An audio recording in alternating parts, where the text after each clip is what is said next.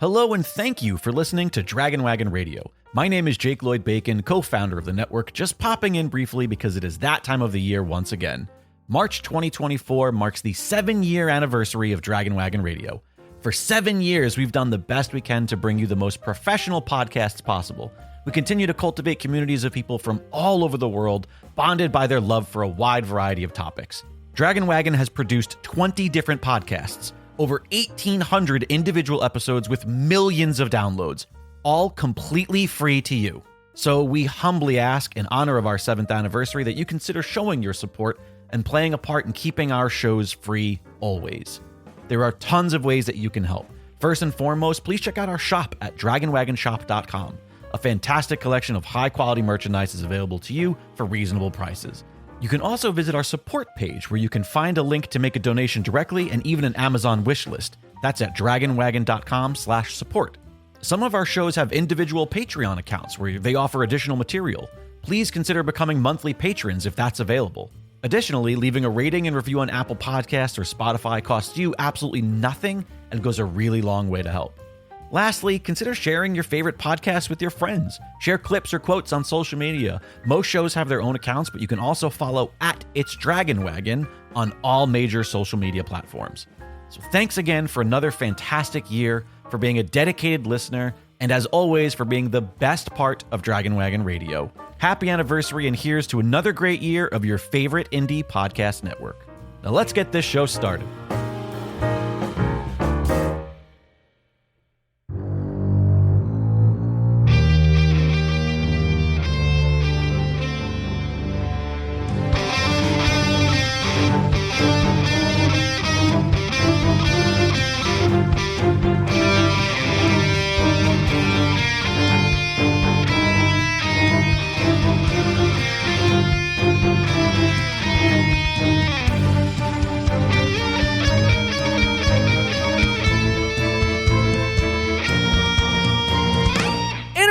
Hello and welcome to KoiCast, a podcast about pop culture, comic books, and enjoying the company of most people. I am Koi Jandro. I love a lot of things, and I got a lot of love for my co-host, the ever-effervescent, the wonderful, the nomadic, the winter wonderland purveyor and enjoyer, Jake Lloyd Bacon. How you doing, man? You know what? I'm in a bad mood. You said all that great stuff about how I'm effervescent. I try to be kind. You know what? I'm in a bad mood. Ask me why I'm in a bad mood. Why are you in a bad mood, Jake? All right, so I feel like I am too much on the internet, right? I certainly am. Yes, I agree. Oh, okay, you are fucking you have ran through that fucking boundary and then kept going for another boundary. I think I lapped the boundary where I could have been good once, but now it's twice. Yes, yes. I'm with you so far. I feel like I am to the point where it's just very bad for my mental health. But then simultaneously, I'm not enough on the internet. And I don't know how to live in this world. I found out a mere 2 days ago that tonight, day of recording, March 25th, my favorite British comedy show, Taskmaster, is having its season 17 premiere, again, British television program, premiere for some reason in New York City tonight with Greg Davies, the Taskmaster, and Alex Horn, the creator of the show, in attendance for a live stage show and Q&A. And I only found out about it 2 days ago, and it's a small venue, and there are no tickets even remotely close to being available. And I don't know that I've ever been more rageful about seeing something on the internet. Okay, I missed the state reunion, and I was really bummed about that. But when it happened, we were in LA, and tickets went on sale, and they sold out. And then through a very last-minute thing that occurred, I ended up coming to New York here. And even though I was here in New York when it happened, by the time tickets went on sale, we had no idea that we were going to be here. So I missed that, and that was shitty, and I was really bummed about that. This is next level because there's a possibility that state will just come back around. It was such a successful tour. They're probably going to go do this again in a year or two and come back to New York where they're from. You know what I mean? What are the fucking odds again that fucking Taskmaster UK is going to be here and fucking, oh my God, I'm so angry, Coy. Is there any part of you that wants to pull like a high school Jake and try to like get in nefariously? Honestly, the first thing that so the answer is yes, fucking unabashedly yes, but it's not necessarily nefariously. The first thing I did, because it's at a comedy club, was look up the club to try to see if I know anybody that works there, to try to see if I have friends. But it's like, I guess it's one of these newer clubs or a club that is just new since I've left New York. And I don't, it's like, I would try to figure out a way to just be like, hey, can I just come standing room? Can I wait? Can I just come green room? Like, can I weasel my way in as a member of the stand-up community, even in such a small part here in New York? And I failed at that. So I failed the task. You tried. Yeah. The task was not mastered, unfortunately. But well, speaking of tasks, I'm very bummed. I'm very bummed for you. I know that you are enjoying some of the attributes of New York, but that would have been a nice icing on the cake of the experience. What are the odds? That's crazy. I screen grabbed like the tweet or whatever the fuck I saw and sent it to Alexandra, and her response was just like, "What the fuck?" And I was like, "Right answer. Right answer." If it makes you feel any better, this week, one of the themes, the theme I want to talk about is going to be reboots, requels, and remakes. Oh, shit.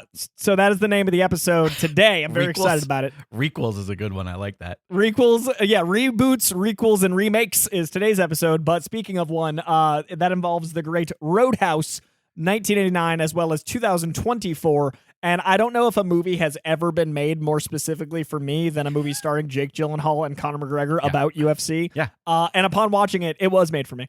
That said, it was the only movie that I have been so cleanly and unceremoniously like, no, you can't do press on this since I think, ironically, Top Gun last year, which was also like, I grew up on Top Gun. Sure. But that was like a childhood movie, so the sequel would have been like a nostalgia / right. I think the movie's gonna be awesome. This is like, I got an FYC Emmy for my interview with Jake, and I've met Connor twice at random circumstance, and I went to his gym in Ireland. Like, it was so me, and Amazon, like, there was not even a reply of like, let's see what we can do. It just like, nope. So I feel like I have a new fire in me for press credentials of things. So it's not quite as personal as Taskmaster for fun, but it's personal for work. Sure. That I had no access to two people that I've like sing from rooftops. Sure. So real upset. But that said, that did lead me to think of today. A lot of things have aligned that I thought would be an interesting conversation with you and I.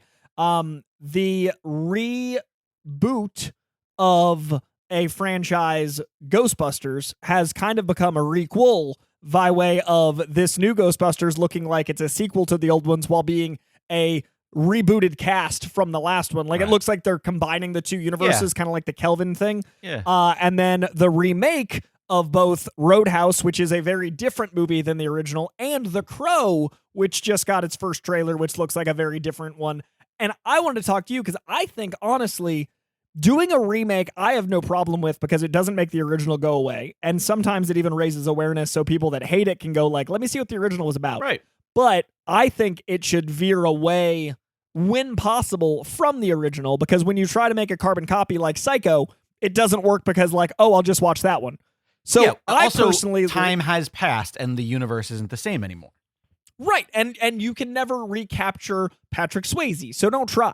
And like, if you're making The Crow especially, I personally think Brandon Lee should be left to his uniqueness. Don't cast someone that kind of looks like Brandon Lee, or don't do something that feels like, oh, we lost the guy, let's find him. Do something different. So I think, personally, the Crow trailer, though it's not my usual jam, like I'm not an ultra violence guy, and I'm not a, I'm not goth. I don't know the culture. So I assume this is more what Gen Z and maybe young millennials see as goth, like that mullet tattooed whatever's going on. But like, I got excited for the trailer because I haven't watched a single Crow sequel, because those to me felt more like they were riding the coattails of Brandon Lee's Crow. This feels like, hey, the James O'Barr story, The Crow, we love the movie. Let's tell the James O'Barr Crow in a really different way. And I was wondering what you thought. I don't know. This is one of those instances where it's the exception, not the rule, right? Where I don't care. Remake anything you fucking want. You can even do the goddamn shot-for-shot Psycho. It doesn't matter. I'm not one of those people who thinks that a remake inherently ruins an original, or, I argue that sometimes a sequel can ruin an original. I think that's different. You Right, know what I mean? yeah. Honestly, I feel like sequels have Yeah, more I'll never forget. harm. They have more like they have more what is it called? Shrapnel. Like stuff goes more. I'll never ways. forget. Is it Force Awakens? Is that the first of the new trilogy? Yes. Like when Force Awakens starts, and it's like, oh, okay, Han and Leia were fucking miserable. Great, thanks for that. That helps at the end of fucking Jedi for the rest of my life. But so sometimes that kind of stuff is like, I don't know that it necessarily plays into it. But as far as just like the reboot or the retelling of the story, it's fine. The thing about The Crow is that Brandon Lee died making that movie, and it has nothing to do with the art of it. It has nothing to do with the story or the craft of it. It literally is this man lost his life making this project. They continued on the project in his honor to the point where we made leaps and bounds in visual effects and effect technology in order to complete it. It's so intrinsically his, even more than it is Obar's at this point, because he gave his life for that character. And that I actually am more irritated by this than the sequels, because the sequels aren't Eric Draven or Shelley. Yeah, they're just that is a conversation. I was also thinking. The sequels are like fucking they're the equivalent to, and I haven't seen it yet, but the Assassin's Creed movie. It's like these are none of the characters from the game or Resident Evil, the Resident Evil movie. When it's like that, they could not be more different. Essentially, I think the only thing that's the same is the name and then like one or two of the monsters, but that's about it, I think, right?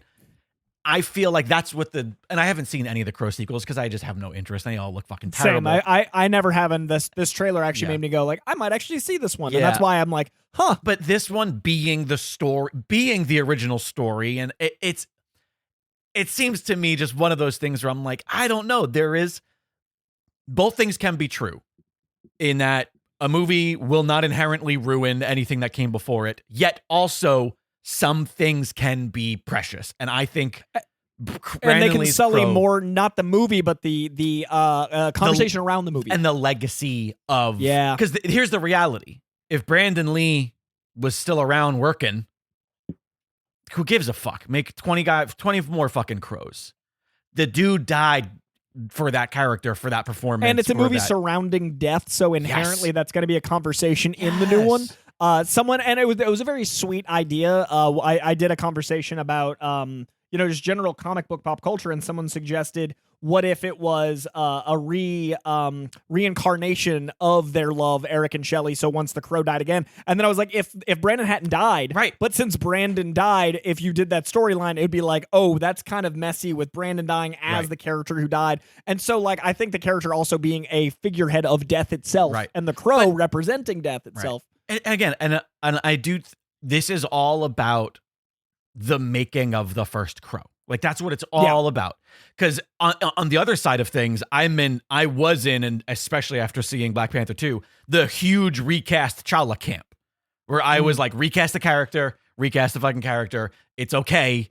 There are so few iconic black characters that, let's not completely omit anybody ever playing this one most iconic black superhero. You know what I mean? Like, I was in that camp. But in this camp, in this instance, I'm just like, no, it's not about, he didn't die of something completely unrelated. Like, he died on set of that fucking movie. And it's literally shot on the set playing a figurehead of death. It's so tragic. To the point where he's so intrinsically tied with it that even if you're watching the sequels, I guarantee you're fucking thinking about it. I see the wrestler Sting and I think of Brandon Lee. It's 100%. Sting stole the Crow gimmick for his fucking, and I think of another person who passed. So yeah, I get that. So that ties into my next point. Yeah. When the character hasn't died, or the character is played by an actor who has, but it's not related to the film. Right. I liked the Roadhouse choice to make it completely insanely different. And it's not Dalton. Is Roadhouse connected in universe to the original, or is it a completely reboot? So he's Jake Gyllenhaal is playing Dalton. Okay, so it's the same character. But it's completely a different movie. That's what I mean.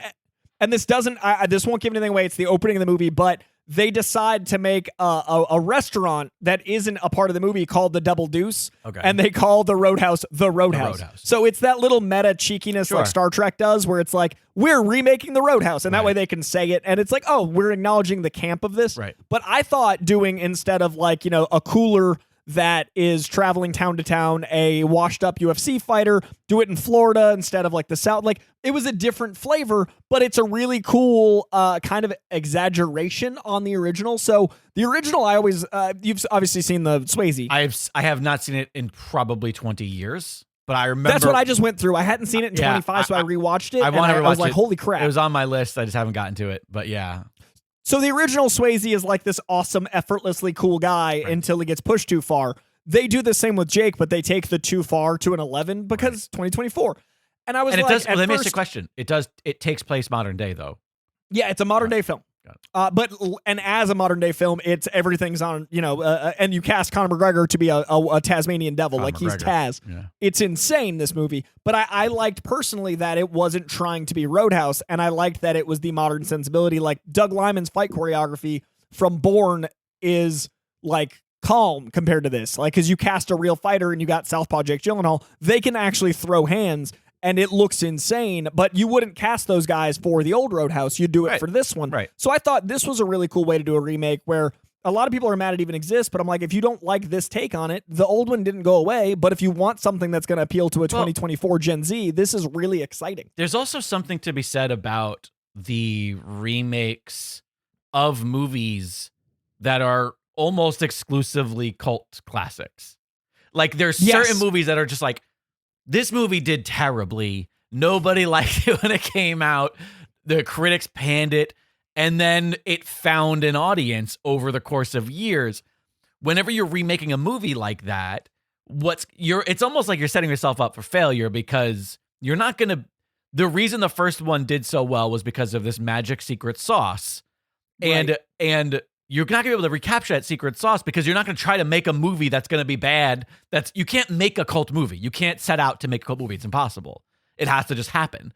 And so whenever a remake of a cult movie happens, it does sort of feel like, why is this wrong? Like, something feels wrong. You mentioned Ghostbusters. I feel like I don't think it's ever been a good Ghostbusters sequel or remake. I like Ghostbusters too. That brings me to the requel. The requel is the difference between a remake and a sequel, and a reboot is it's trying to be both. And I feel like when that can happen, I think Star Trek is one of the greatest requels. I think that's such a genius. Like, the first one, I thought was genius. I have issues with it. I do think it's smart. My issue with it is that it is J.J. Abrams. It's the trope. The J.J. of it all. Well, it's like, I think Kevin Smith said it once in an interview or a podcast where it's like Star Wars and Star Trek switched. Yeah, 100%. Right. Yeah. And I was like, oh no, to me, Star Trek didn't seem like a Star Trek movie. It was Star Trek. Was it just called Star Trek? It's just called Star Trek. Yeah. It didn't feel like a Star Trek movie to me. It felt like a Star Wars movie, and it was fun, and I enjoyed it. I felt like I was watching, Firefly. A good Star Wars. Yeah. That was my only gripe. But no, I get the reboot, whatever you're calling this, the requel. Requel. Yeah. That did it really well, I think. Obviously, speaking of the devil, or God, I should say, Kevin Smith's reboot, Jay and Silent Bob reboot, did it great. Yeah. Bill and Ted did it fucking great. Like, there are ways that this works. And I thought Afterlife was just it missed the mark. So I have not. Alexandra just yesterday was like, "Do you want to see Ghostbusters?" And I was like, "Yeah." I have no excitement about it. There's zero hype in me. But then I'm also like, I mean, if I'm going to see it, go to the movie theater so I can get the full visual experience of seeing it. Right. But I said the same thing when Afterlife came out. And obviously I haven't seen the Frozen Empire, so I'm not speaking about that movie. So people get like, how are you judging a movie I haven't fucking seen? But I'm assuming it has some of the same problems that Afterlife did, since it's so intrinsically tied to it. And that is like, the Ghostbusters movie is an SNL / Second City / National Lampoon's comedy about a bunch of fucking jerk schlubs. It's Animal House. It's, you know what I mean? Like, it's not an Amblin film. And it happens. They made an Amblin movie out of the new one, and I was like, why is this magical? And also, it's not, a sci-fi movie. It's a comedy with sci-fi elements. The original Ghostbusters.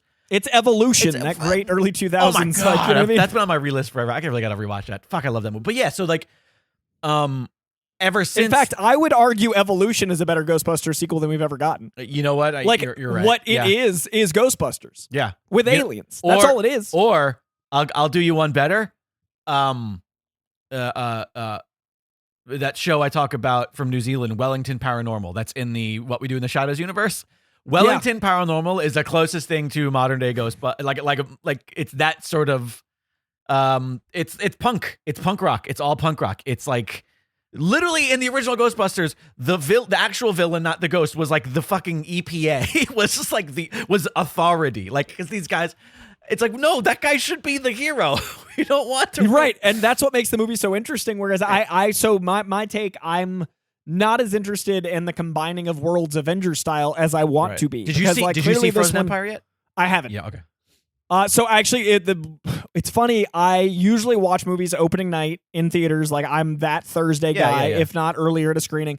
And the town, I don't know how much you've been paying attention to the industry, but like LA is skidding to a halt. Like LA has slowed down a lot.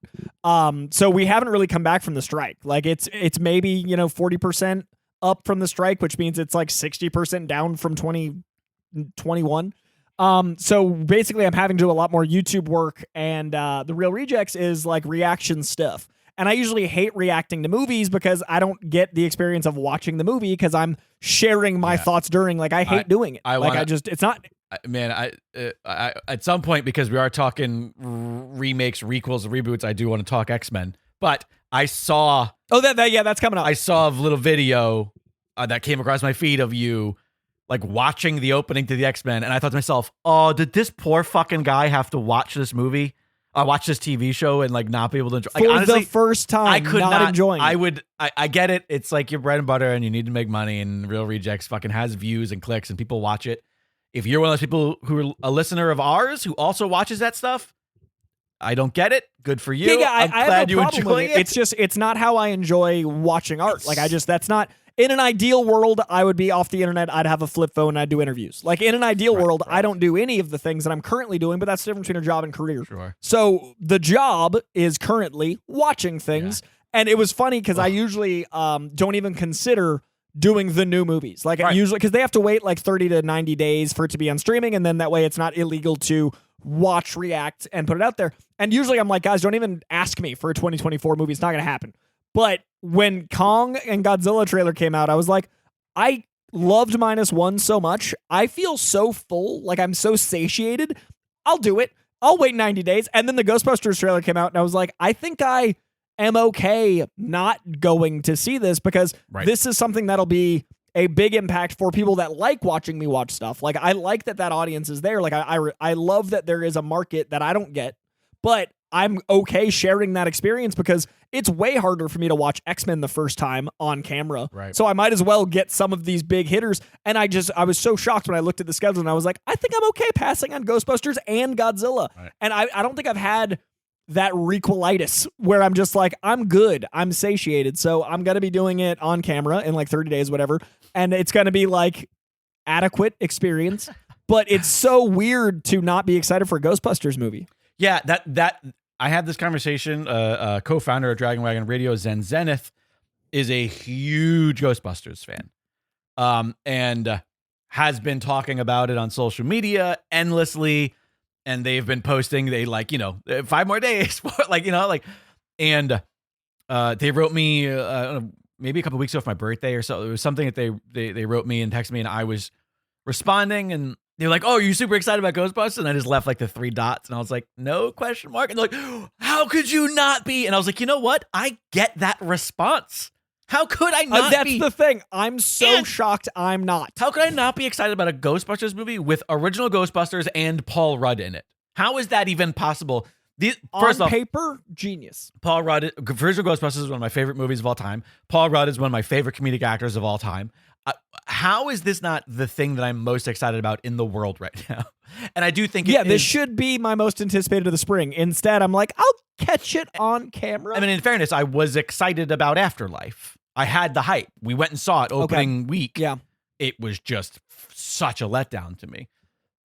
And that's what's funny is like sometimes I do like watching things that I'm not as interested in as a reaction, because then at least I get like a different joy, a different shared experience. Like I think I might actually get more out of Ghostbusters because I'm reacting to it on camera than if I saw it in theater, especially if it's not a sold out theater. If I see it just casually, like I might get at least the experience of hearing other people's thoughts and like talking to the person I'm with and all that. But it's so interesting. I don't know if it's aging. I don't know if it's like, the fact that it's the wrong tone in our opinion. The fact that like it's not a nostalgia that I think is relevant right now, but it's really interesting feeling this apathetic towards it. But that also brings me to X-Men 97, which is the opposite. I did not think I was capable of feeling this level of joy about something from the 90s again. Like this feels legitimately like watching a Saturday morning cartoon. I didn't know I had this button left. I didn't think that I thought it would be fine.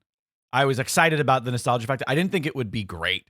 Like it's so fucking good. It is tonally fantastic. The changes, and I'm putting them in quotes because they're really the changes is that technology has happened, and so it's a little bit easier for us. Like the animation is a little cleaner. It's so good compared to. I mean, so by the way, I rewatched the final season of the original show, X-Men 90. The roughest X-Men season, 96. By the way, for listeners at home, if you haven't seen it. No, it's a rough one, but I wanted to just refresh myself with that world that they're in, and the things that happened. And I literally went from season 3. Wait, 94, 95, 96. Yeah, season 3, I think, because it's only 3 seasons of the original.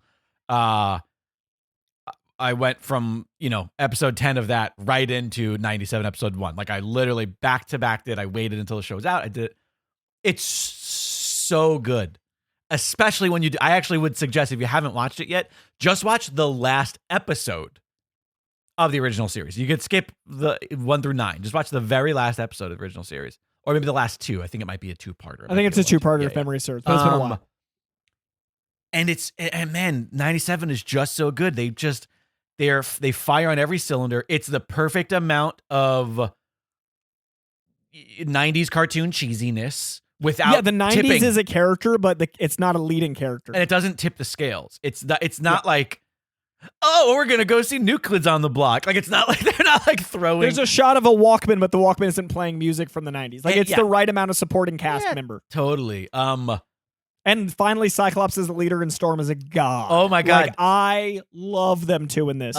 Cyclops is so good in this. It's so fun. But I love that first big Cyclops action sequence. That was the first time you realized, oh, okay, this is what that original series was always missing. Was that like the animation style made it so that it was just the action sequences were very clunky. And this is also what the Fox Bryan Singer movies have always been missing. Right. Yep. Guys, I've always said that Bryan Singer made great mutant movies, but the only X-Men movie I really loved was First Class, the one he didn't do. Like, I consider First Class an X-Men movie, and I think that the Bryan Singer ones are great mutant movies, and I think Logan is an incredible Logan movie, but he's not Wolverine very consciously.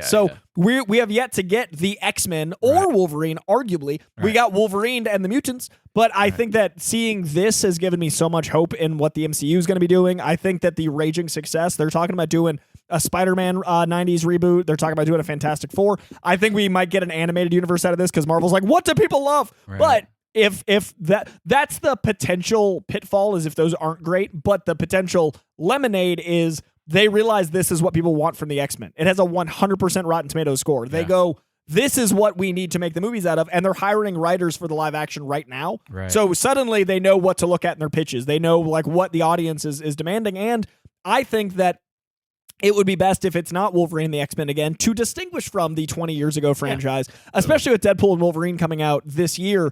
I think it'll be really nice if they do an original X-Men run, like maybe the original 5 plus Storm and Nightcrawler, like a blend of the Claremont and the old school era. Right. But Wolverine, I would do like a show on Disney Plus, and each season is like a decade of Wolverine, and then season 3 or something, it catches up to the movies, and on the third movie, Wolverine joins. That way you get your cake and eat it too. All the Wolverine fans got happiness. X-Men time. You can have his whole. You could have all of his stuff in Japan. You could have him in the war. You could even Frank Miller stuff. Tie in like the Cap stories and like Yeah. And I would do that long form, and that way you're not distracting from the X-Men. And then when you have Wolverine join the X-Men, that could be an Avengers level event with one character, right? If you play it right. And I hope that, because in the show in X-Men 97, he's not a lead, and it's really refreshing because he's still awesome, but it's not like we're waiting for him to come on screen like in the X-Men movies. He wasn't a lead in the show, the original show. And it was kind of great. There were focused stories on him. There was speaking of the Cap, there's an episode in that last season. It's one of my favorite episodes where it is just a story about Logan in World War II. That's it. Yeah. It's literally, it's him at a grave, and his partners that he work with come up to him and they're like, "Oh my God, is that? Oh, I'm sorry, you're too young. We thought you were an RO." And it is him. And as they're walking away, he goes "Really wish I could join you guys. I love you guys. I miss you guys." And he doesn't reveal who he is. And then it's just a whole story about him and Cap fighting fucking Red Skull. And it's just a great little episode, but the rest of it is all, he's just there. He's a team member. That's great. And honestly, I've talked to him a lot about the good, bad, and the ugly, which is Deadpool, Wolverine, and Cap rescuing mutants in North Korea. That's really intense, and it shows the heart of Deadpool. Right. There's that classic story that you just referenced that's from, I think, Uncanny X-Men 248, which is Jim Lee art, which is Wolverine, Cap, and Black Widow. Yep. And you could do those things separately and then build to, and honestly, the show, if they do make a shared universe out of it, I would love to see stuff like when Spider-Man cameos. I would love to see stuff like a Fantastic Four show could do some of the more fantastical visuals and kind of beta test villains. How do people handle Annihilus? What's Galactus? There's so many opportunities to have a Saturday morning cartoon universe again. And this thing has done gangbusters. I don't know anyone that doesn't like it. Viewership is off the charts. 100% Rotten Tomatoes is unheard of even for Marvel. I do know somebody, and it's not that they don't like it, but there was a criticism, and I do think it's pretty interesting. It's very generational. On our Discord, one of our good friends and a dedicated listener, Doug, aka Darth Vadad, wrote about how he's a little older than us. His memory for this era of comics is a lot tighter than ours is. Okay. And the way he views it is it's really good, but it seems like abridged bastardizations of stories that I have so intrinsically memorized and loved.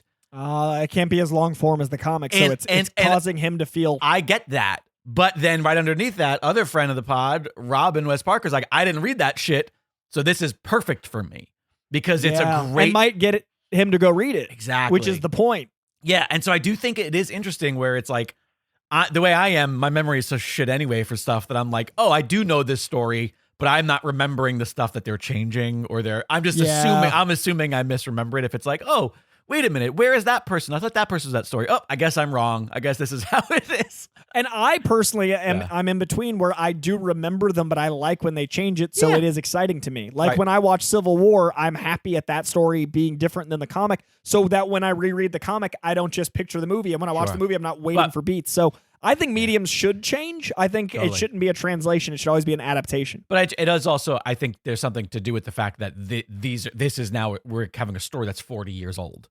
Do you know what I mean? Right. And I respect everyone's opinion involved. When they made that movie, that story was 6 years old at that point? It was it was 8. Yeah. And I respect where Darth Vadad's coming from. Yeah. I like being in the middle where I'm I think it's interesting. Yes, and. But I have not heard anybody who's actively dislikes. I've heard some people that are oh, it's not for me, but nobody that's been it's bad, because it isn't. It's so fun. And it's so fun to look at. I just, oh my God, it's gorgeous. I just look at GIFs sometimes. That said, I thought of a good remake that has the other, the hyper positive, where the original is a different genre and the remake I think is even better, and it doesn't sacrifice either. I think the Dredd remake shows why to modernize a story, and it doesn't diminish the Stallone one because the Stallone is a different genre, but the new one is a more modern take on a really cool archetypal story. Yeah. So I think 100%. Dredd is why to do remakes. That's a perfect example of what you want cake and eat it too. I think RoboCop is the opposite, but when I think of the new RoboCop, it doesn't make me hate the old one more. Yeah, I love the old RoboCop. Think Dredd is a great example of also updating the story for the new time. I think I think they all have merit, and I just think remakes get a bad rap, kind of like sequels did in our generation. Like, when we were coming up, it was like, ooh, sequels are like, it never work out as good. Now I feel like remakes have that little bit of stank on them, which is, I don't necessarily think fair. Do you want to know why? I think it's because of the sheer amount of them. When we were younger, they were the occasional remake from the 70s. They were, but we got to a point pretty much turn of the century, like post 2000, it felt like every year there were 2 or 3 IPs that we had seen not that long ago. I mean, I feel like, think about just the reboots of Spider-Man and Hulk because of the MCU and because of the different Sony verses. Like, it felt like those were so quick compared to even if they were 10 years apart, whereas like in the 90s, we were making stuff from 20 years prior in the 70s or, like. I also think there's going to be an interesting psychological study in the next 10 or 20 years. If we look at this era, there isn't an opportunity for things to go away and thus come back because of the internet. Yeah. And streaming. Nothing ever fades. Also, we don't have time to have it unavailable. Like, there used to be a time where you'd have to record it on TV and one person might have it on VHS. That doesn't mean everyone has it. That means one person has it. So doing a remake of that is a very different than there's a Batman that's about to have a simultaneous Batman whilst the Batman Dark Knight trilogy isn't yet 20 years old. Well, there's also, aside from the fact that it's accessible, it's also marketing is endless now because of streaming. Whereas back in the day, they sold a bunch of DVDs or VHS tapes soon after the movie was released. They tried to get you to buy a bunch of it, and then that was it. They didn't. You weren't going to see an ad for a VHS for a movie that came out a year and a half ago, 2 years ago, right? That's just unless you were watching a VHS with ads. Sure, of course, yes, of course. But now you pop on Netflix, you pop on Amazon, you're getting right there a movie that maybe came out 4 years ago. And all of a sudden there's a new marketing for this movie that came out years ago because Netflix just got the rights to it and they're pushing it. And it's like, what was it? I just saw an article that was like, oh, this like flop from 4 years ago that is all of a sudden like Netflix's most streamed movie. Oh shit. I think it might've been like a Will Smith vehicle. It might've been like one of those like sci-fi Will Smith movies that he did, maybe the one with the sun or something like that, where it's like After Earth was that? Yeah, it might have been one. It might have been one of those. Okay. Yeah, where it was like, here's a movie that like the universe has forgotten about, but now it's being marketed again. You didn't have that. There's always hope, filmmakers. Your movie, even if it flops. But you just well, I mean, the Marvels did huge on Disney Plus. Yeah. Huge. Yeah. But yeah, you just didn't. You didn't have that shit. But that's different though, because that's akin to the previous home video releases. What I'm talking about. That is akin to, what I'm talking about is the equivalent, is the Marvels. Something that's left the cycle. Getting advertised again in 2 years from now to be watched. You know what I mean? Like, yeah. It is. It's just really interesting when I look at, there's a perpetual state of nostalgia because I think we're all in a trauma state, but there's also no time for nostalgia in the old way because nothing ever leaves. Right. So I just think psychologically it's really interesting, and I think that's why fashion doesn't look as different between like the last 15 years as maybe like the 80s to the 90s. Those were dramatic swings, whereas now like the extreme clicks in culture look different. Like the early 2010s neutral person looks pretty similar to now. I think the early 2010s bro looked crazy. I think what you're describing is a increase in the like the microcosms of subculture, whereas we used to have mainstream culture and then very small subcultures. But now the mainstream culture doesn't really exist. It just exists of giant subcultures. And I think that's why back in the day, shit was so extreme because it was like, that's the mainstream now. The mainstream is the fucking, whereas now that doesn't exist because it's like, oh, that might be what other people are doing, but I'm not a part of that. I don't, like, I think that's But why. we always see stuff too. I think that is a factor. Yes, like we are always like, I don't think it's the extreme of like, oh, if fashion always cycles every 30 years. That's also true. Sure, but I think we also are seeing all clothes all the time because you have access to all things all the time. Because again, our mainstream is just made up of a bunch of giant subcultures versus the, like I said, versus like everything used to be, this is the way everybody does the thing. But some people are in part of these other little groups. But now those little groups, are all. I love that the 90s is back because it's baggy and it's comfy, but it is weird to see, obviously it's going to happen where you have that 30-year thing, like Back to the Future was set. It's not entirely back, though. It's not entirely back. Sorry to interrupt you. But watch watch episode of Friends and look at these men's fucking blazers. Holy shit, that look is not coming back. Where the seam, and some of the blouses on women, some of the is big down here. Floral. Yeah, no, the shoulder pads on men and the floral blouses on women that were like weirdly like almost Victorian. No, that's coming back. That's back. You think that's coming back? I know it's back. I know it's back. Okay. You're in New York. You're in the land. That's how my fiance dresses, for Christ's sakes. She's got the big Victorian like. I'm talking specifically about medium men who wear double XL fucking clothes, and not because it's like, oh, this is the style, and not like the big T-shirt. It's not like a hip hop culture thing. It's just like legitimately like we don't wear suits that fit. Clothes that fit. That's not coming back. Thankfully. Rest in peace, Chandler Bing, but also rest in peace, Chandler Bing. You know what? Let me ask you this though. Sorry, I know that you were in your thought process. I don't know where you were in that. I'm just gonna pretend like let's pretend you were talking. I wonder, where do you feel like Dune fits in this? Because I feel like Dune is an example of a remake that the original is a cult classic, and the people who love that original fucking hate the new one. Or they but everyone else that doesn't have that that has no connection to it, it feels like a Dune for a new era. This is, I think, a successful remake. This is Dread, I think, but it's successful. But I think it is also strict to the story as well. It's also, and I know I keep adding alsos to this, technology. So they were able to kind of better capture the writing. But they changed some large things, like Shawnee's character is very, you know what I mean? I haven't seen the new Dunes yet, but I know the changes, yes. Okay, so I would say this is akin to Dread, Carl Urban. But if that had succeeded, because that movie didn't do well until DVD. No. That is a cult classic in itself, yeah. Yeah, that's one of those. But Dune is like the successful, like if James Cameron made Dread, like this is a giant scale success. Yes, so absolutely. I would say that's a really good point. I always forget that's a remake, even though Dune is huge. Because I just love the new one so much. I don't even think of the old one like with Sting anymore, because this new one is honestly Dune. I think is my favorite sci-fi thing. I would put Dune up there with how people feel about Star Wars. This is the first thing I've gotten like, oh, I get the obsession. Like I get Dune. Whereas I didn't like. My little brother's name is Lucas because of Star Wars. Like I grew up wanting to love the prequels because I was the right age for it. I dressed as Darth Maul for the opening night midnight premiere. Like I was ready, but they never connected with me like I wanted them to, which is funny because I saw Dune, the first one, like the remake, like the 2019 or 21, very casually. And I left that theater like, I think I love sci-fi. But then I left Dune 2 like, I think I want to read every Herbert book. Like, I got the full juice, or the spice, I should say. But it doesn't make me want to change my opinion on the old Dune, which is like, I've never seen it as an adult, and that's okay. Right.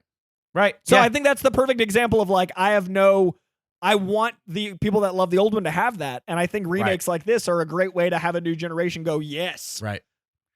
And I think Top Gun is a great requel example because it definitely was a lot like its first one, right? But it brought in a new generation and it's a good sequel. So I think that's a great way to be like, this is what you can do a la Star Trek. Right. I think a reboot, requel, remake, I think it should be more case by case. I think we shouldn't judge it by its own nature, but I also understand people like being beholden to their own nostalgia. What are your favorite remakes? Ooh, a Dune, now that you mentioned it, is 100% there. Okay. Favorite? Oh yeah. Also, audience, call in. Let us know your favorite reboots, remakes, requels. Because it's a fascinating conversation. True Grit is probably my favorite Western remake. I'm gonna come at for each one. I'm gonna come at you. 3:10 to Yuma.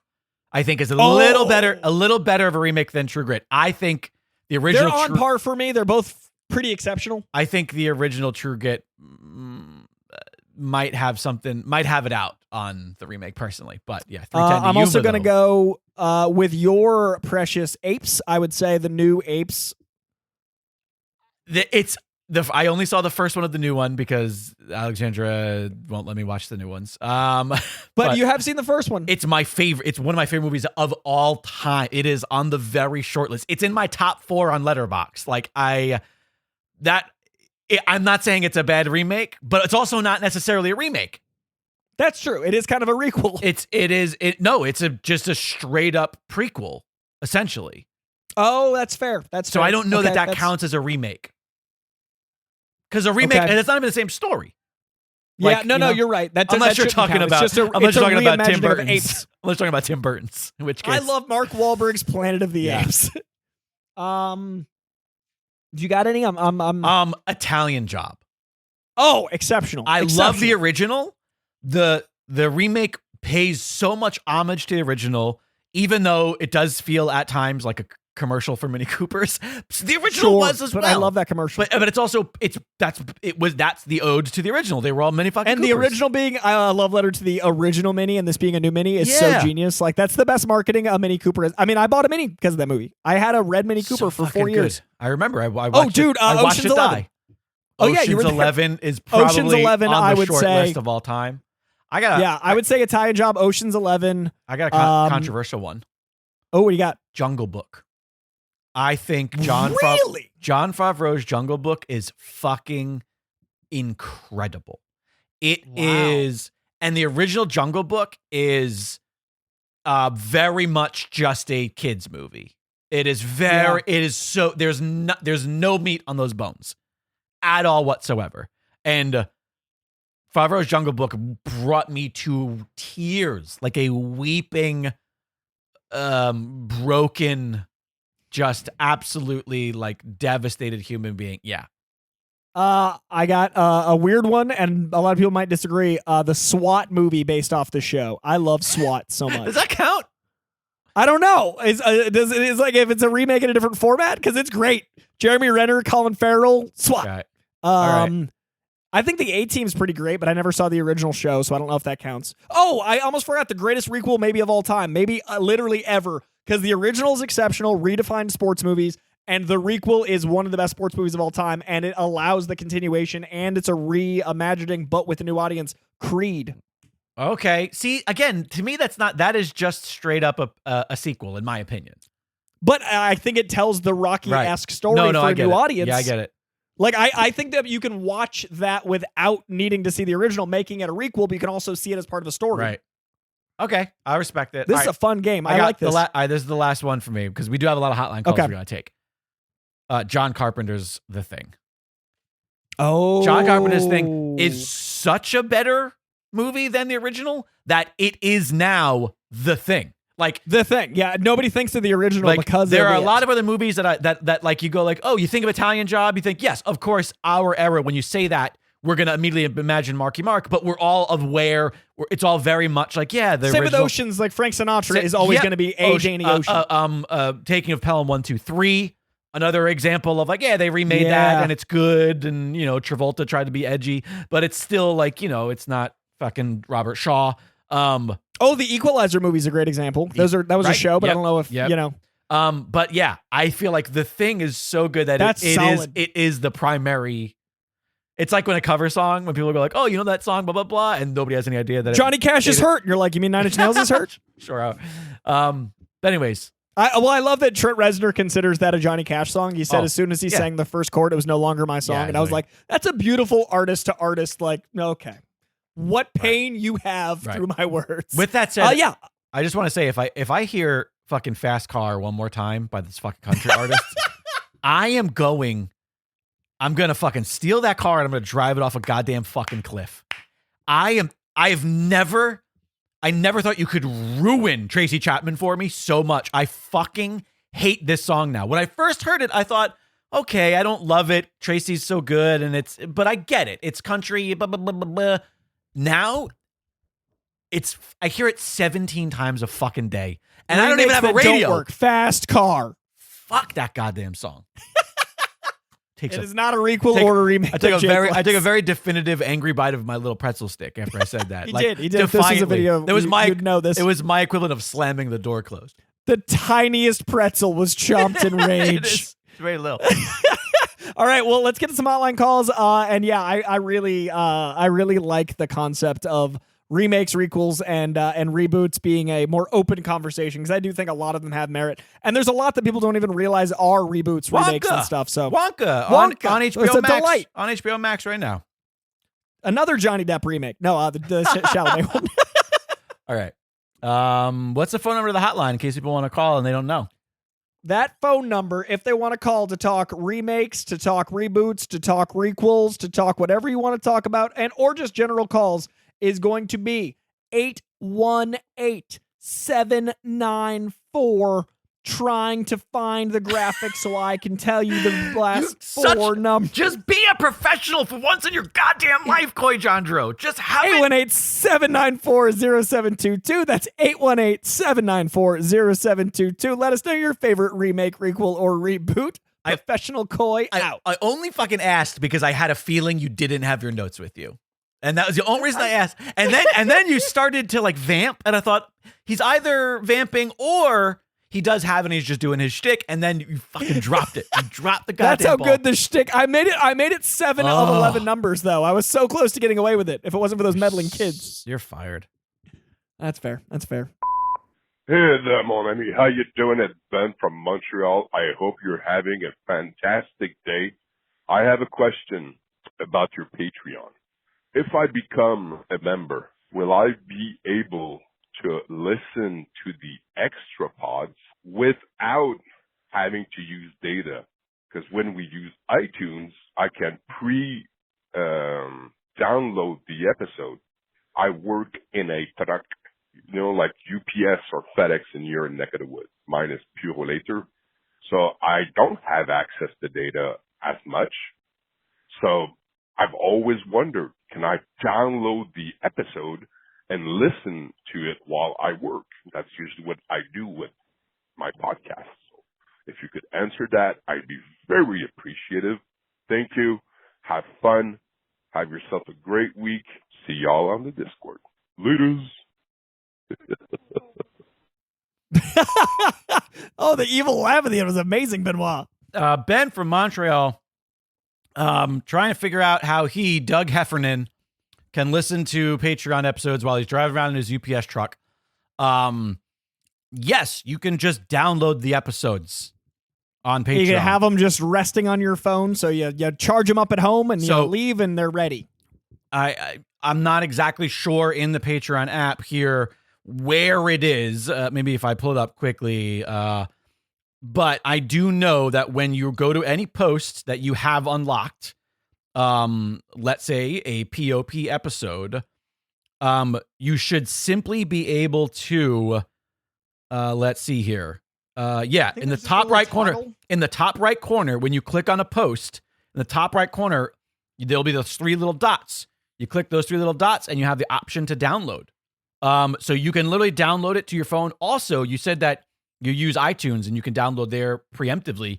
You can also just listen to it in iTunes. Once you become a patron, you are given your very own RSS feed, an RSS link. It's just a URL. You copy that and paste it into iTunes. There's something in iTunes that'll allow you to or Apple Podcast, whatever you call it. That'll just say add show or add feed. You just copy your own personal RSS feed that Patreon gives you into Apple, and then our show will automatically populate on your Apple Podcast, just like any other podcast. And as long as you stay a patron, it'll do that. Once you no longer become a patron, that link will no longer be active. But that it's totally doable, Benoit. So if that's what's been keeping you, get on that shit. It's also 180 episodes. So you've got a lot of driving ahead of you. They're half an hour to an hour each. Most of them are 45 minutes. That is it 180? It's exactly 180 as of today, recording. Wow, I am proud of that data in my noggin. I think we were talking about how it was almost 180 and it's seared in my brain. So let's say they're 45 minutes. 181. 181. So we recorded 180. Okay. 180 times 45 minutes. We're talking damn near 130 hours of content. And a lot of them are over an hour. So we're probably clocking in, approaching 140 hours of sheer entertainment with Jake and I reviewing all manner of movie, TV show, sometimes plays. I've been on a vinyl kick. I just got Alanis Morissette's The Collection, which is a beautiful accompaniment of 20 years of wonderful Alanis. It's fantastic. Also, my second Flogging Molly vinyl. Might talk about that because it was St. Patty's Day, so I got myself a new shiny, wonderful, transparent orange, white, and green vinyl to be a full cliche. But yeah, so if you over to Patreon, we review a lot of really cool art, usually movies and TV, but all sorts of stuff over there. And the Patreon community has been absolutely amazing. This week, we're actually going to be talking about Indiana Jones, which someone's asked us, one of the gift horses asked us to watch. And Jake did his homework a little extra and watched a ton of Indiana Joneses. So we're talking about that and all sorts of stuff over there. We also got some modern, new to streaming movies that we both watched that I'm looking forward to talking about. Ooh, that's exciting. He hasn't watched Roadhouse yet, I don't think, but we'll get there. No, I'm going to rewatch You gotta watch the old one first. Yeah, you know how I do. Yeah, while you're there. Yeah, it's a series. Thank you for the call, Benoit, and hopefully, if you so choose, we'll see you on the Patreon. And thanks for the question, man. Hey, Coy. Hey, Jake. This is Gilbert up in the Bay Area. And I just wanted to clear the air a little bit because I was just teasing you last time because of the streaming movie comment right before you say you like physical media, and it was just funny to me. So I was just teasing you a little bit, but anyway. And maybe I came off a little hot. But anyway. We're trying to fight. I also wanted to tease you more, Coy, because I was ready to send you physical media of the original movie I wanted you to watch. But I don't have a P.O. box to send you stuff, and I don't have a wish list to send you stuff. So, could you provide those? By the way, this was suggested by Jake. Hi, Jake. Hi. How you doing? So yeah, you guys have a good week. And Coy, if you could provide a wish list in the Discord, and maybe Jake can pin it to the Discord and Coycast or whatever, so it can be easy to find, or a P.O. box, so we can send you stuff that's maybe not on Amazon. I would really appreciate it. As for the movie I chose, it was literally my 7th choice. Because there were other movies I liked more. It wasn't even the first Samara Weaving movie I had. That was like the 3rd one. It was so hard to find a movie that was on a streaming service, that would be on a streaming service by the time you got to it. And in a great dose of irony, the original movie I wanted you to watch showed back up on Paramount Plus right after you watched The Babysitter. So enjoy that. But anyway, you guys have a good week. And stay sweaty, guys. Bye. Gilbert Short, the Coycast problem child. Just causing issues, trying to fight me, trying to be kind, and then fight me again. All right. First off, yes, he wrote me like 7 times. Like, I keep asking Coy for a P.O. box and he doesn't respond. And then I told him, don't worry, he doesn't respond to me either. So call in and ask what his P.O. box is on the show. That way he's forced to answer it. Do you have an address that people could send things if they desire? I believe this should still work. P.O. Box 64546, LA, California 90064. That's P.O. Box 64546. 64546, LA 90064. It's my manager's P.O. box, and he just moved, but I just checked his most recent email from yesterday, and it's still active. So I just wanted to. That's why the little doubt at the top. And but if it's addressed to Coy Jandro, that will find. I will get it. Yeah, as long as it's addressed to me, they'll let me know it's in there, and I'll go grab it from them. All right. And as far as a wish list, well, wait. Let me take care of this, because once again, problem trial trying to start shit. Uh-oh. Literally, what's the date? September 5th, 2022 is the date of the post on Discord that is currently pinned in the Coycast thread on Discord that has Coy's wish list, has my wish list, and the Dragon Wagon Radio wish list. Oh, that's hilarious. It is my birthday. Go there and buy me stuff. Coy doesn't deserve anything for at least another 6 months. At least 6 months. Or so. But the wish list is posted there already, Gilbert. But I just wrote down the P.O. box that Coy said, and I will add it to that post. But it is already pinned, and it has been pinned in there for what is a year and a half at this point. How do you get to the pinned one, and where does it live? When you go to a thread, it depends on what you're doing it. But if you're on your phone, just click the little label at top that says Coycast when you're in the channel, rather, and then it should say pins. You see all the options. You got I do. You got members, media, pins, links, and files. If you just click pins, you'll see the pin right there. And I have double checked and verified that it is a wish list that works. Current updated wish list because I've been on a vinyl kick. So there's a lot of speakers. I remember asking you around the holiday because your link stopped working. That's what I was afraid of. Is I remember that occurrence. Already did it. See, I'm on top of some shit. Look at him go, Gilbert.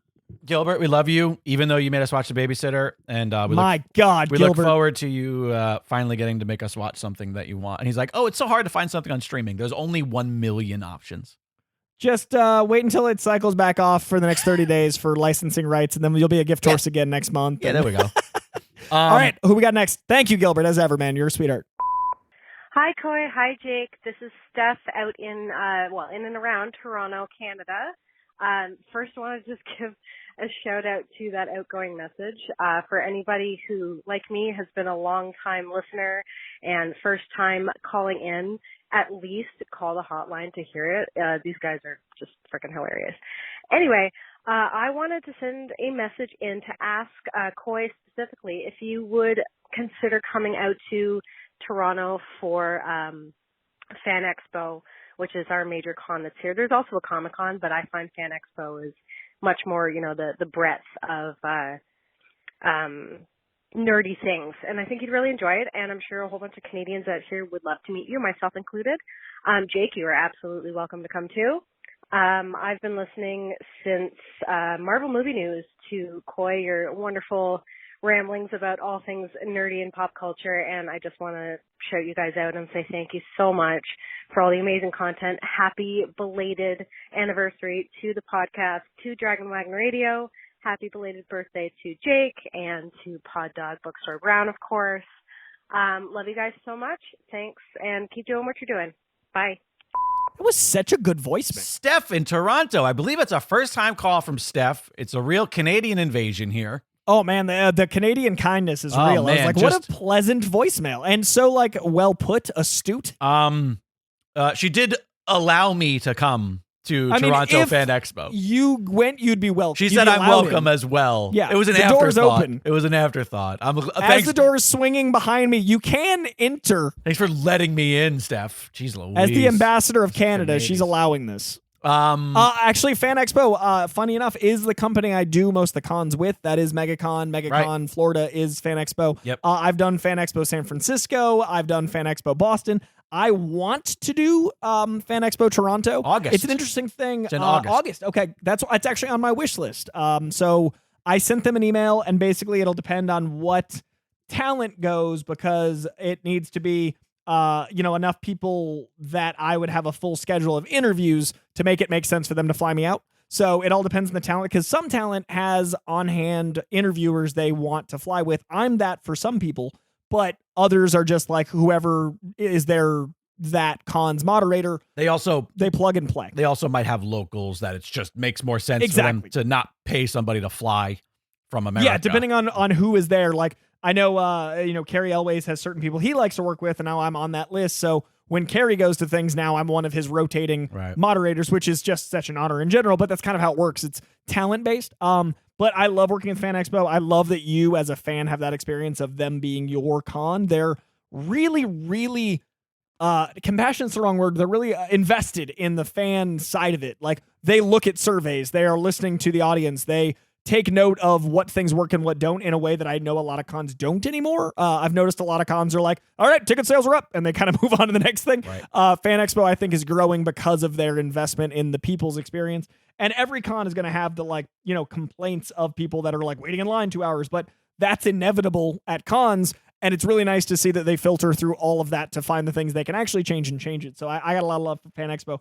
And Toronto, I love as a city. My grandparents on my dad's side actually live in Toronto, and I went up there to visit the boys cast twice, and I hadn't seen my grandparents in like 10 years. And it was really special to go see the boys and then see my grandparents. And it was so wholesome and then so bloody. Like, it was such a funny, reunion hugs. And then I'd leave them at breakfast and go to the most bloody set of violence. And it was just, Toronto has a lot of love in my heart. So I'd love to go back. And anytime, hopefully August. It'd be great to meet you. I love them. They're a big comedy city. I went there once or twice for comedy festivals, and they're a delightful city. I just like Canada in general. It's so warm and welcoming, not physically, not always, but it's just a pleasant people. Yes, Vancouver and Toronto are great cities. America's hat. Oh man, you guys, it is Mass Clam of the Legendary Fighting Federation. I gotta tell you, I didn't realize how worn out and exhausted I was until I realized I just called and left a message for CoyCast on the Pro Wrestling Palskies hotline. So, yeah, that's something to look forward to over there.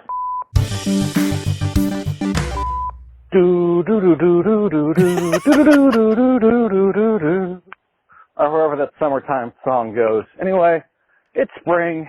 It's a time when everybody's thoughts turn to fancy and love and all that good stuff.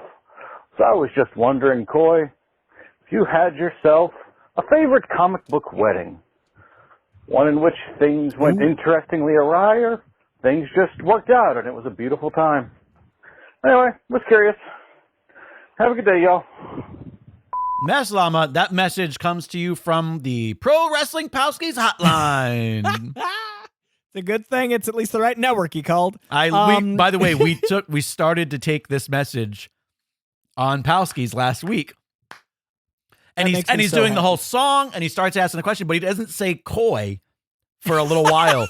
So Scott and I are there listening, and then eventually goes like, "Hey Coy, so it's that time of year." And Scott goes, "Coy, did he forget our names?" And I was like, "No, I know what's happened." And before we even finished, I was like, "He's called the wrong hotline." And then that's so funny. On our hotline, he did leave that first message that I played where he goes like, "Oh, I left a message on the wrong one." I love the apology call. Good stitching there. I wonder, what does Scott have a favorite comic book wedding?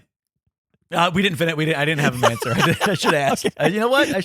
We should have just played it on the air. But I think that's funny. We ran long on time. It's funny. The two that come up cover-wise in my mind are, the obvious Amazing Spider-Man Annual number 21, Mary Jane and Peter Parker, and there's two covers which I love. There's the Spider-Man cover where the one with the heart, audience the heart is the heart in the center and it's all white. And one cover it's Mary Jane standing next to Peter Parker, and it's the Daily Bugle and his friends. There's a variant cover, one of the earlier variant covers. They didn't do variants a lot back then, where it's Mary Jane standing next to Spider-Man, and all of the wedding guests are Sinister Six members and villains.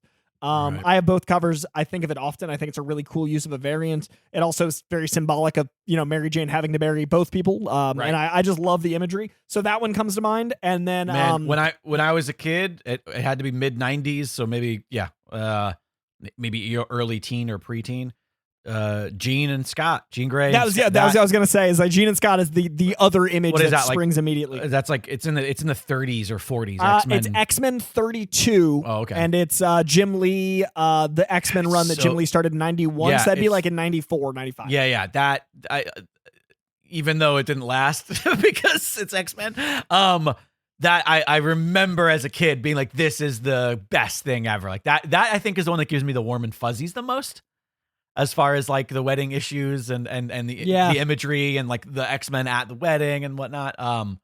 If you love that cover, you're going to love X-Men episode 3. Spoilers. I haven't seen it yet.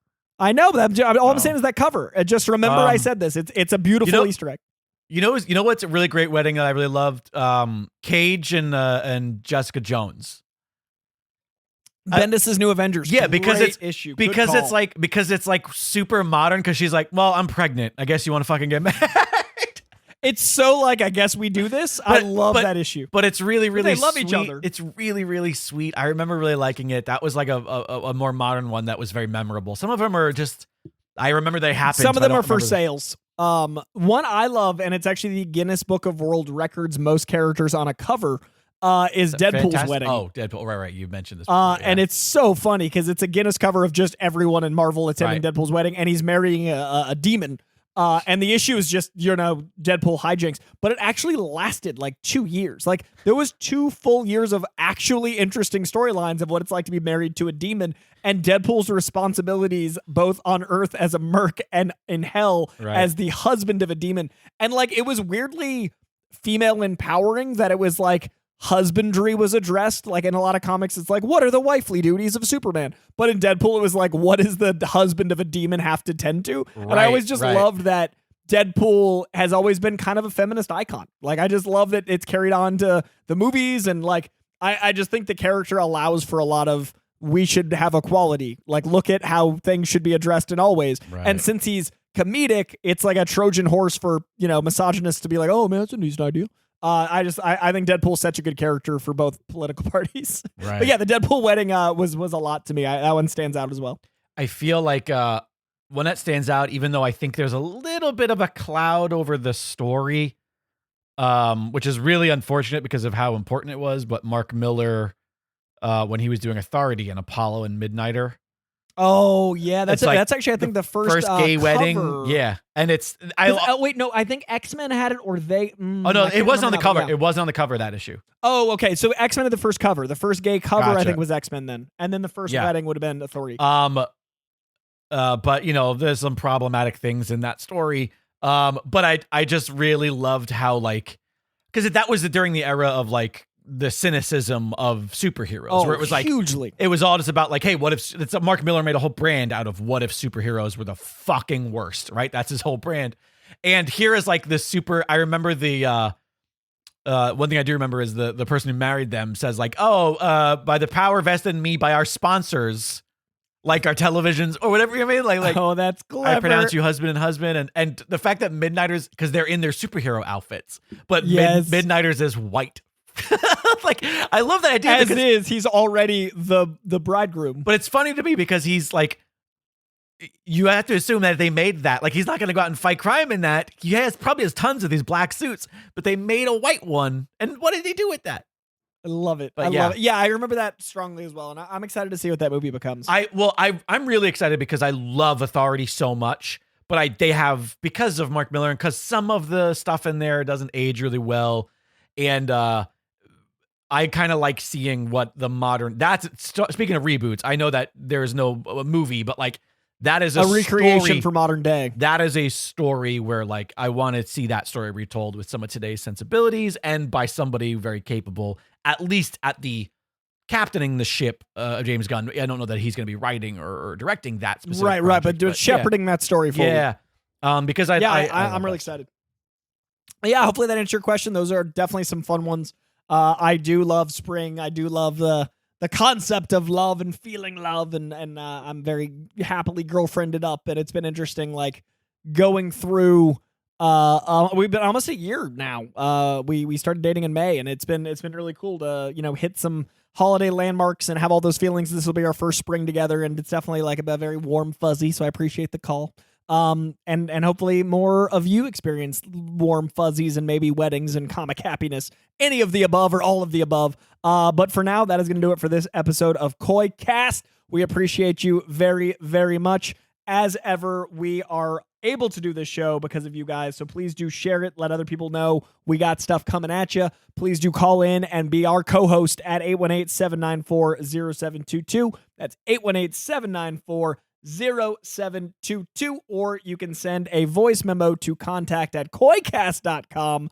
And yeah, this was fun. I missed doing this. This 2 weeks felt like a longer one. I think it's because of the change of seasons. This was a good time. Yeah, and please, as we talked about earlier, consider becoming a patron. Your Patreon funds are what allow us to be able to even do the show. And for just a few bucks a month, you get access to such a giant library of material. And damn near 200 episodes, and your access begins day one. You get all of them. And it is also just, if you enjoy what we're doing, like that's the best way to support the program. The best way that can help us continue to do these. If you're like, oh, I like the community, even if you're like, I don't need to listen anymore, this is already too many hours a month, then that's fair. Then just helping us out, because we do offer the main feed completely free. There's no ads. We don't sell shit in the middle. You don't have to hear us talk about fucking Blue Square or Blue Apron or other blue items or blue help or blue shirts or so please consider becoming a patron, and check out the shop at koicast.com and click the shop there. Fantastic, super cozy hoodies. I've got myself my Maestro / Dark Seed mispronunciation hoodie, which is such a super awesome design. There's tons of great stuff. Great designs, and it's t-shirts, it's mugs, it's hoodies. Like, you got all sorts of options as spring arrives. Cases. Yeah. Get after it. So check them out. I still, to this day, one of my favorite. I've been in this game for 10 years on the hosting side. 20 years on the acting side. So in the entertainment industry, 20, but hosting 10. To this day, the heads graphics is one of my favorite things I've ever been a part of. So check that out over there. Well, that is going to do it for this week, you lovelies. We will be back in 2 weeks. We are back on Friday on the Patron Pod, every week on Patreon and every other week here on KoiCast. So we will talk to you patrons Friday, and we'll talk to you KoiCasters in 2 weeks. So much love. Thank you for being here. Thank you for listening. And thank you, as always, to Comic Books for existing. Much love, y'all. Have a good spring. Scott Narver here, along with Jake Lloyd Bacon. We're actors and comedians, but far more importantly, we're both lifelong pro wrestling fans. In fact, we're the Pro Wrestling Palskis. We dive into topics new and old with multiple ongoing discussions, series, games, fantasies, theories, gripes, and more each and every week in the most interactive wrestling podcast there is. That's right, our show features a real-time chat and hotline calls directly from you, the listeners. We talk about old wrestling. We talk about new wrestling. We talk about wrestling in the future. It is not a wrestling recap show, it's a wrestling conversation show. So tune in at pwpowskis.com or wherever you're listening to this podcast right now.